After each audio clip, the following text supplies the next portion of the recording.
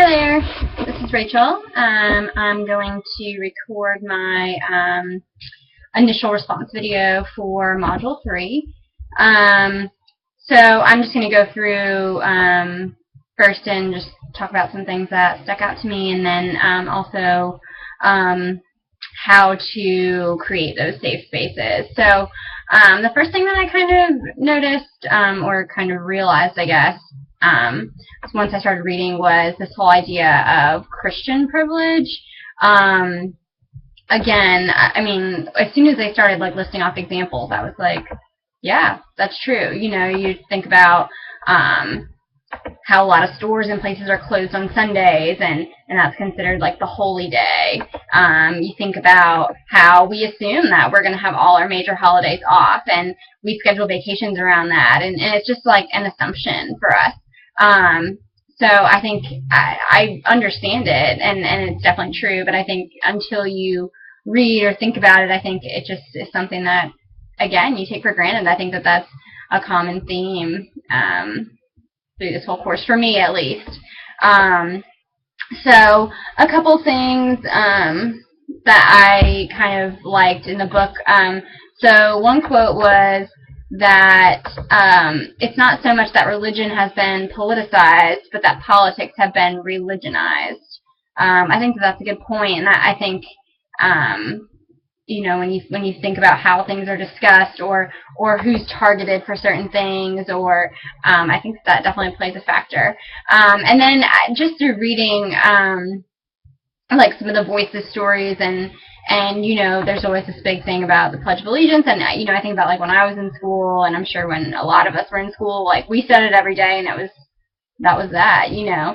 But I think, I mean, I definitely understand like the under God, you know, like that's where people get the whole religion thing. But for me, it was never about religion, really. And maybe that's just because I mean, personally, I don't really consider myself religious. I mean, I'm not really sure. I'm kind of like in the middle ground. I'm not really sure. But, I mean, I think for me it was always just like kind of a respect to the United States. I don't know. Maybe that's weird, or maybe that's... But for me, it just never had like a religious kind of connotation to it. And I mean, maybe that just goes to show that, you know, we just kind of like overlook the use of God or whatever. But anyway, I just thought that was something interesting. And then... So, talking about creating those spaces on campus, so it's definitely important to make sure that we have those student groups on campus, but also to ensure that they're present.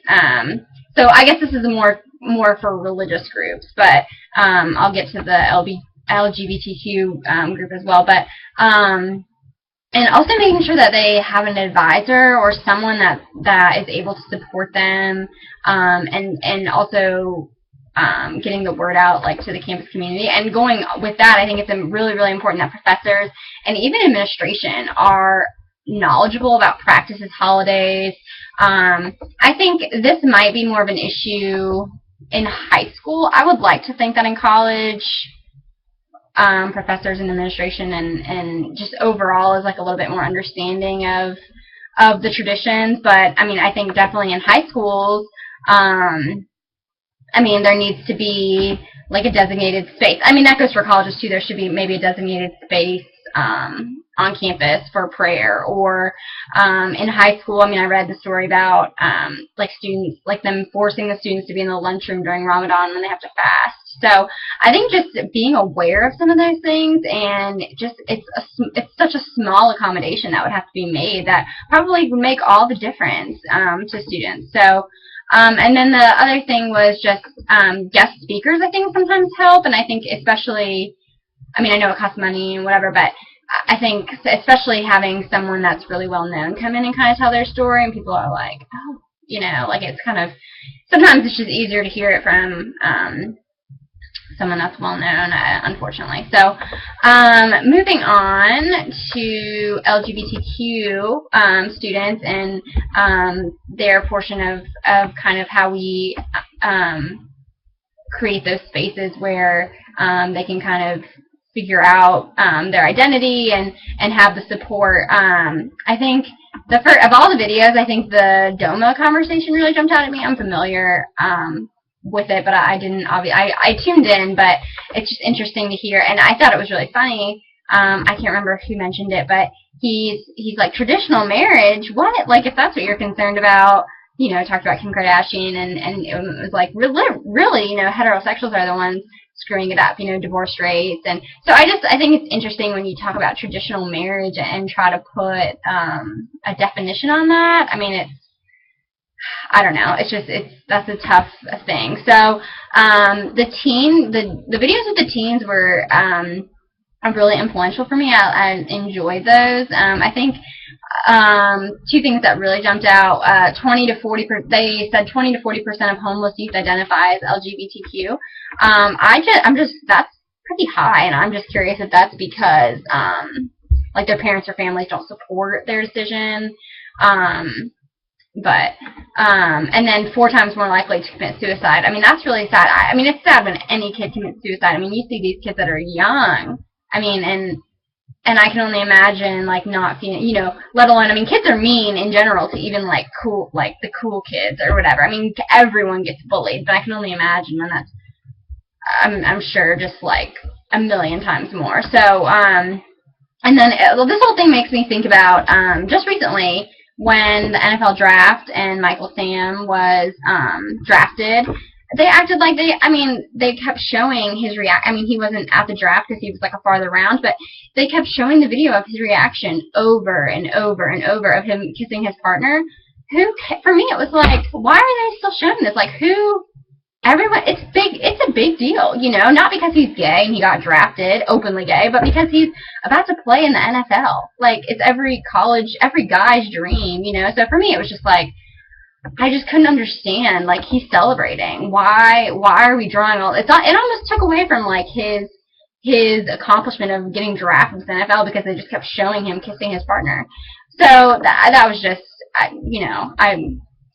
it's just, for me, I just don't understand why it has to be portrayed as such a big deal. I mean, I understand it's, like, a big deal for him to be the first openly gay player, but I don't know, let's just focus on the importance. I mean, he got drafted, that's what everyone else is focusing on for every other player. So, anyway, sorry, that was kind of a rant. But, so some things that we can do to create these safe spaces, I think some of it starts with the media.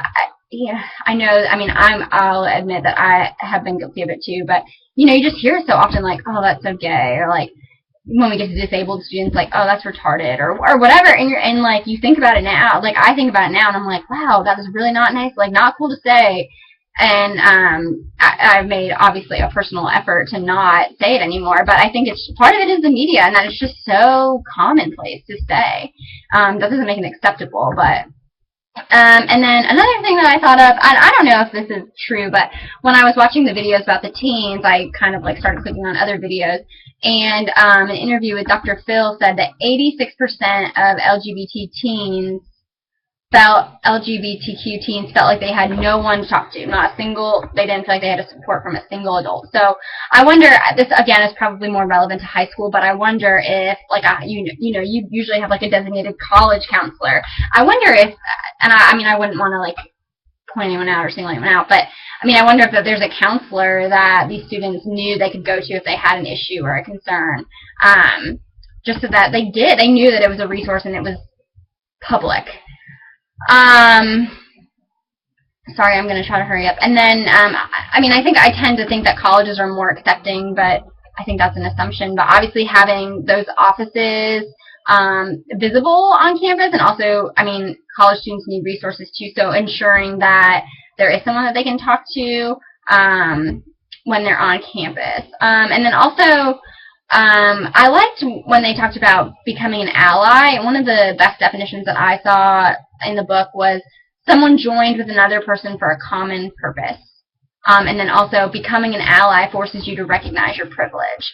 So maybe making, I don't know if there's a program that people can, like, become allies, or if it's more just one of those things that you just kind of do on your own. But I think it's important to note that, and I think it probably would make a lot of people realize the struggles that these students face.